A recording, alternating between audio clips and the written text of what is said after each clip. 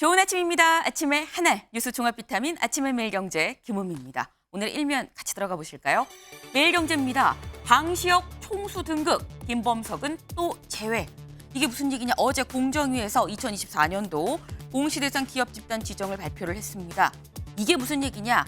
대기업이 어디냐를 알 수가 있다는 거죠. 근데 보니까 방시혁 지금 총수라고 나왔죠.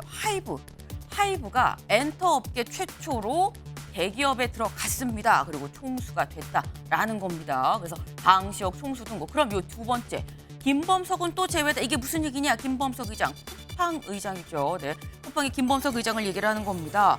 공시대상 기업 집단 지정 발표를 보면 대기업인지 아닌지 그리고 대기업도 총수가 그래서 누군지도 같이 알 수가 있습니다. 근데 쿠팡 대기업이죠. 대기업에 들어갔습니다. 그런데 총수로는 김범석 의장이 아니라 그냥 법인이 총수로 지정이 됐다라는 겁니다. 네. 더불어서 두나무 송치영 회장도 같이 지정을 피했다라는 건데 그럼 왜 제외가 됐느냐를 봤습니다. 봤더니 김범석 의장은 미국 국적이더라. 그리고 쿠팡의 모회사가 또 미국 법인이더라. 그래서 총수로 볼 수 없다고 해서 올해로 4번째 총수에서 빠졌다라는 겁니다. 미국 국적이고 미국 법인이라서 그런 거라고?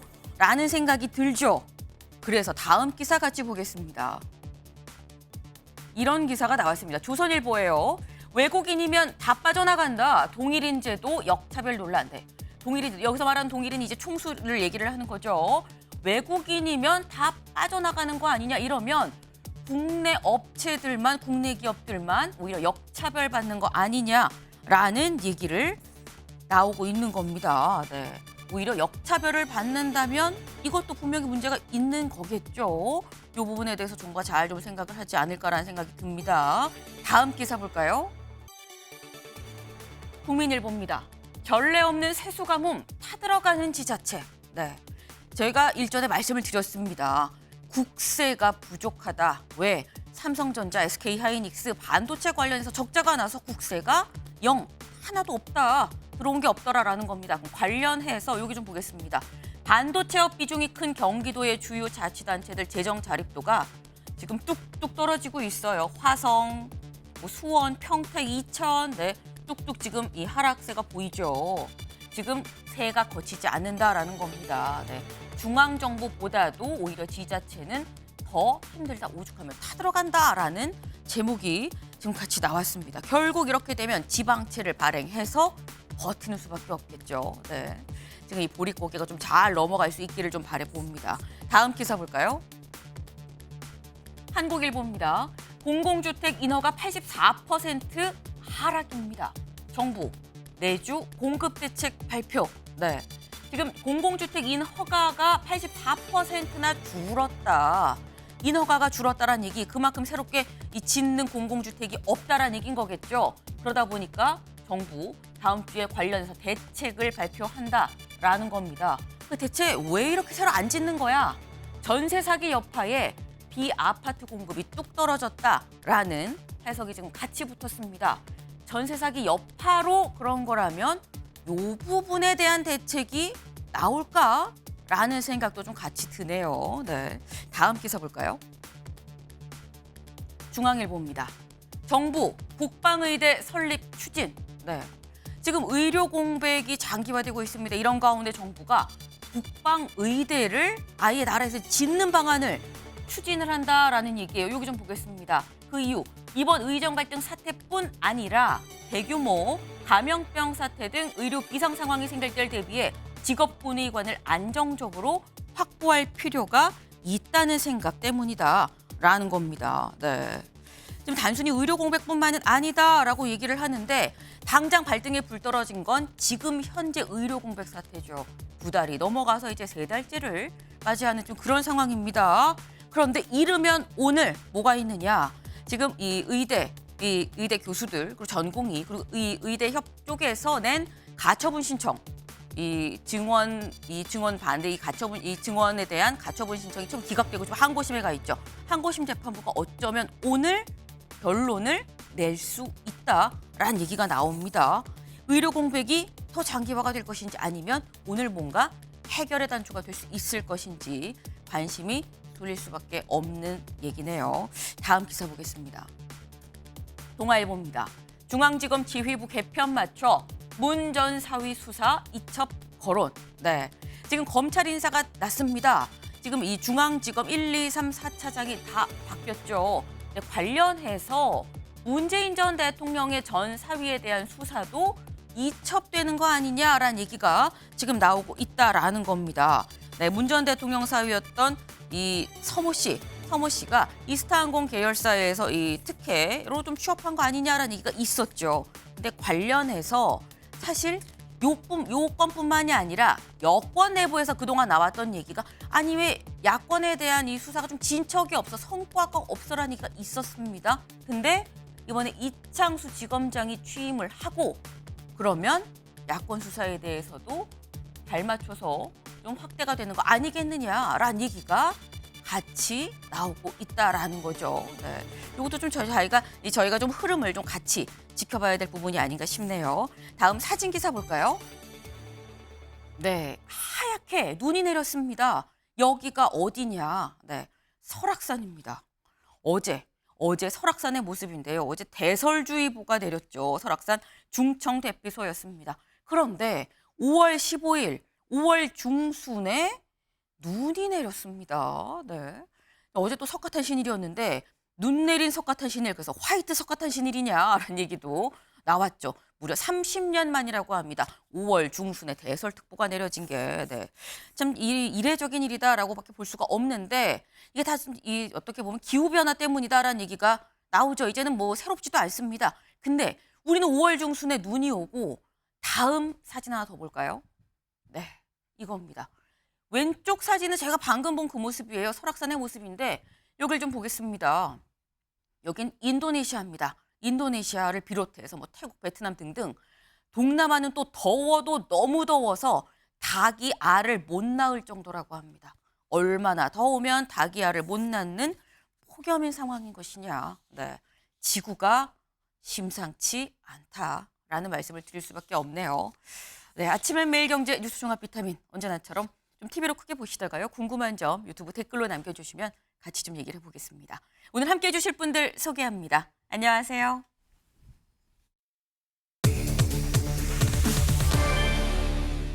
어국추, 네, 어국추가 무슨 말이지 싶으실 수도 있을 것 같아요.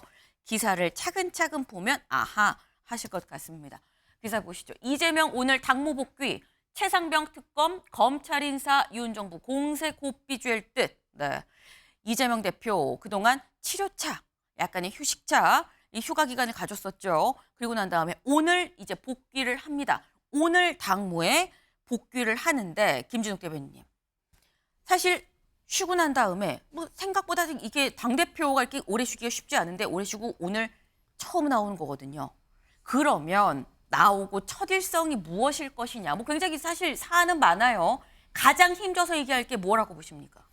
글쎄요, 지난 일주일 동안 이제 그 병 치료차 휴가를 좀 내셨다가 이제 오늘 복귀를 하시는데 네. 오늘 최고위원회는 없어요. 근데 10시에 의장 선거가 있기 때문에 네. 아마 의장 선거에서 인사 말씀을 통해서 어떤 말씀을 하지 않을까 이렇게 다들 기대를 하고 있는데 네. 아무래도 뭐 지난 일주일 동안 여러 가지 이 국정의 상황들에 대한 이제 그런 고민을 좀 했을 것 같고 지금 이제 많은 분들이 관심 있게 지켜보고 있는 건 네. 이재명 대표가 당대표직을 연임을 언제쯤 결심할 거냐 하는 부분에 대한 생각을 궁금해하실 텐데 네. 아마 오늘 의장 선거에서 그런 얘기를 하기는 좀 어려울 것 같고요. 자리가 자리인 만큼 네. 아마도 오늘은 이제 전체적인 22대 국회 운영을 어떻게 가져갈 것인가 하는 부분을 얘기하다 보면 이제 가장 첫 번째로 이번 총선에서 190석에 가까운 야권, 그 거대 야권을 만들어주신 의미를 좀 설명하게 될 것이고, 그 중에 이제 김건희 여사 특검법이라든지 아니면 최혜병 특검법이라든지 뭐 이런 부분들에 대한 어떤 민생 입법이면서도 또 그것이 또 이 국회에서 민의를 제대로 반영해야 하는 그런 성과를 내야 된다 하는 목소리를 오늘은 좀 내지 않을까라는 예측을 해봅니다. 네. 지금 말씀을 들어보면 일단 민생 입법이지만 그러면서도 윤석열 정부에 대한 어떤 공세가 될 수 있을 만한 그런 얘기들이 오늘 나오지 않겠냐. 근데 말씀 중에 그랬죠. 오늘 최고위가 있는 건 아니다. 하지만 오전 10시에 국회의장 후보를 선출하는 자리가 있다라고 말씀을 하셨습니다. 지금 뭐 윤석열 정부에 대해서 뭐 고삐를 쥘 것 같다, 공세 고삐를 쥘 것 같다라는 얘기도 나오지만 공세도 공세지만 당장 오늘 제일 중요한 건 당내 투표인 거죠. 국회의장 후보 누구로 낼 것이냐라는 겁니다. 네. 근데 관련해서 굉장히 사실 논란이 많았습니다. 현재 추미애, 우원식 두 사람이죠. 2파전입니다. 그런데 여기에 대해서 저희 어국추 물음표가 붙었었죠. 네. 어차피 국회의장은 추미애 아니야라는 얘기가 좀 약간 파다하게 나왔습니다. 왜냐하면 추미애 당선인도 이런 얘기를 했었거든요. 뭐라고 얘기했는지 직접 들어보고 오실까요? 저는 이재명 대표님과 미리 여러 차례 깊이 얘기를 나눠서 예. 그래서 순리대로 자연스럽게 갔으면 하는 바람입니다. 가열을 되다 보니 우려가 많은 것 같습니다. 좀 잘 좀 해주시면 좋겠습니다. 이렇게 말씀을 주셨고 다른 후보님한테는 그렇게 안 했다고 그래요. 다른 후보님한테는 왜 나가시지? 네, 추미애 당선인이 저런 얘기를 했었죠. 네, 이재명 대표가 나한테 잘 하세요라고 나한테만 얘기를 하고 다른 후보들한테는 그런 얘기 안 했다. 농담 좀 섞어서 왜 나가시지라는 얘기도 마지막에 좀 같이 붙였습니다. 그러다 보니까 오국추네. 어차피 정해졌네. 명심은 여긴가라는 얘기가 있었었는데 다음 기사 볼까요? 네, 우원식도 내게 형님이 딱 적격이라 했다. 우원식 후보, 네, 어제 입을 열었습니다. 나도 따로 얘기 들은 거 있거든. 이란 얘기 같죠? 직접 들어보시죠. 이재명 대표가 저한테만 얘기한 게 하나 있어요. 그 뭐냐면 제가 이제 쭉 출마한다는 이야기 쭉 하니까 그렇죠.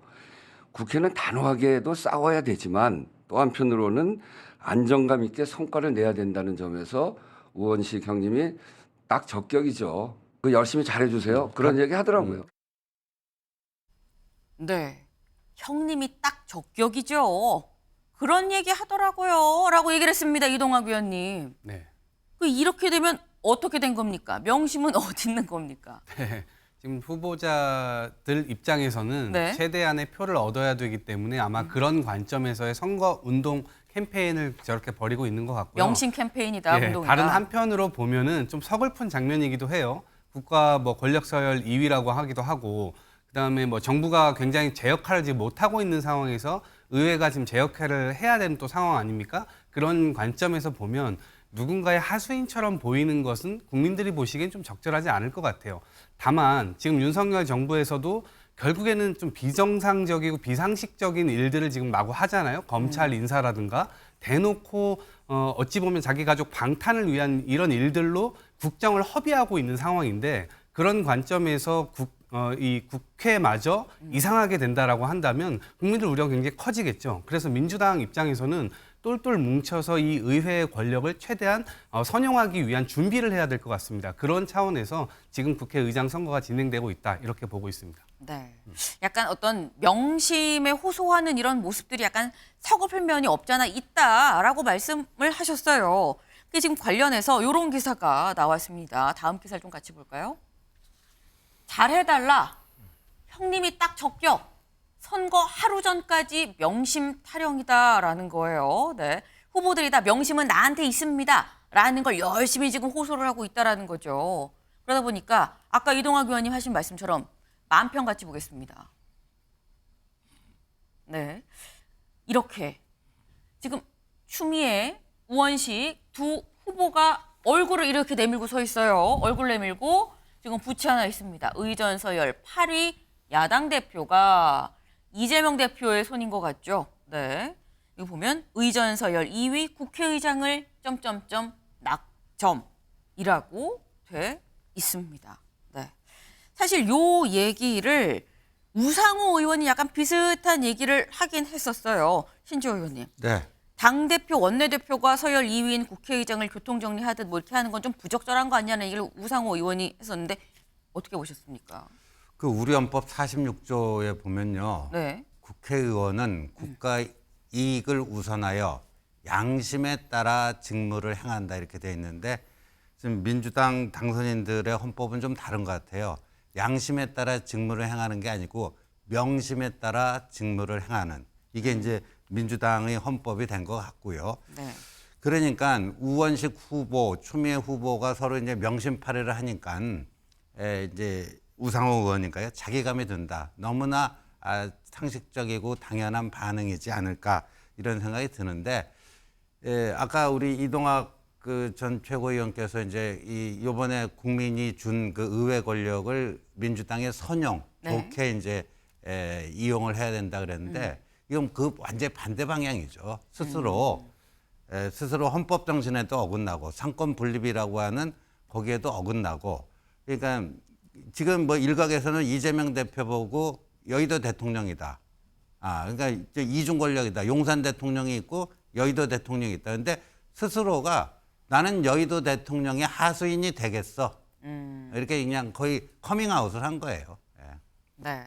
지금 국회의장이 야당 대표 마치 밑으로 보이는 듯한 그런 상황은 좀 부적절한 거 아니냐라는 말씀을 지금 하셨어요. 양심이 아니라 명심에 따라 지금 이 의정 활동을 하겠다는 거냐 뭐 이런 말씀도 지금 하셨는데 근데 이게 지금 명심이 결국 교통정리를 국회의장 이 후보 선출도 교통정리를 했다라는 어떤 그 전제에서 지금 다 얘기가 지금 이루어지고 있는데 이거 명심 아닙니다라고 얘기가 나온 것도 있습니다. 한민수 대변인 얘기를 좀 같이 한민수 대변인 얘기 아직 준비가 안 됐나요? 네.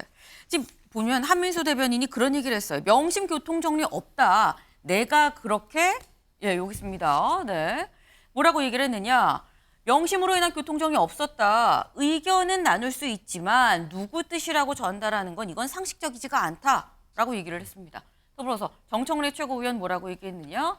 뭐 이재명 대표 의 중에 반영이 반영이 됐다 안 됐다 이런 얘기를 하는 것 자체가 좀 어폐가 있다라는 거 얘기를 했어요. 그러니까 명심이라는 게 뭐 그렇게 지금 뭐 작동을 하는 뭐 보이지 않는 손이 아니다라고 얘기를 하는데 근데 교통정리가 없는데 이런 얘기가 그럼 나오는 건 이건 이승환 위원님 이거는 그냥 약간 지고 있는 캠프의 볼멘 소리라고 네. 봐야 되는 겁니까?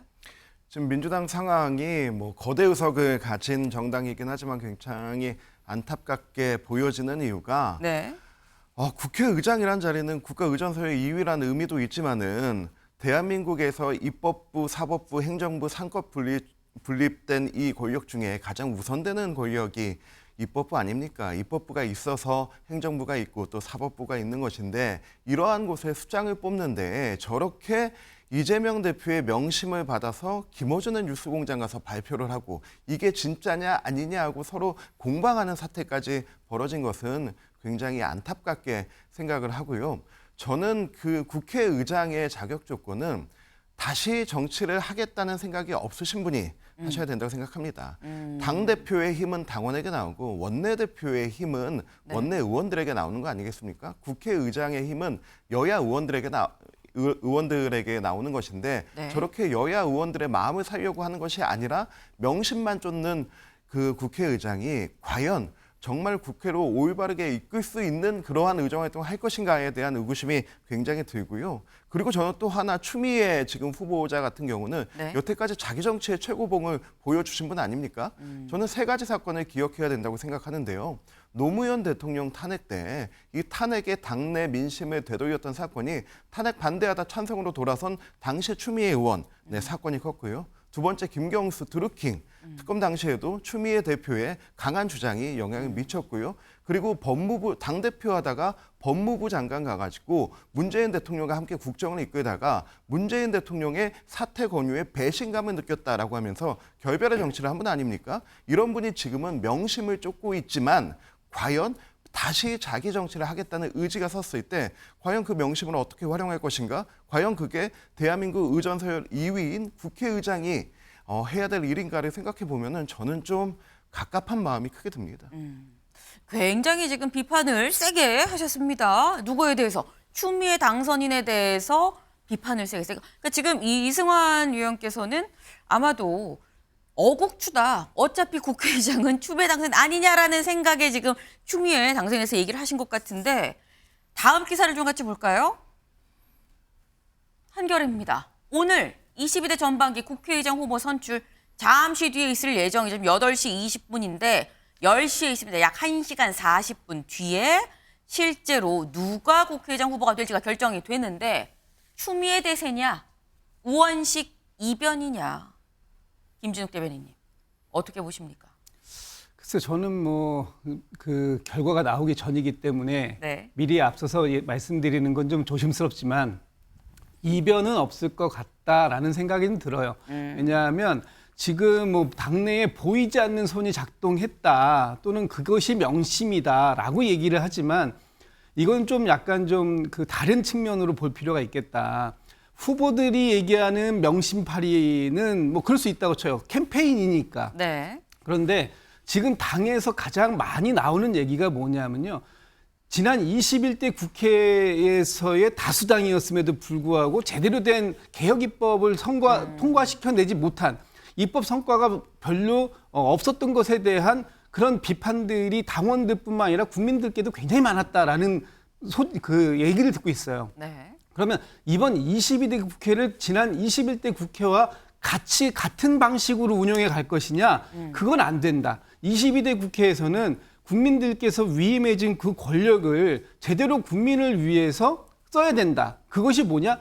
입법을 제대로 해야 되는 것이고 개혁 입법 이런 것들이 좀 더 많이 이루어지면서 그것이 이 국회의 효능감을 보여주는 쪽으로 작용돼야 된다라는 것 때문에 가장 그런 측면에서 잘할 수 있는 사람이 누구냐?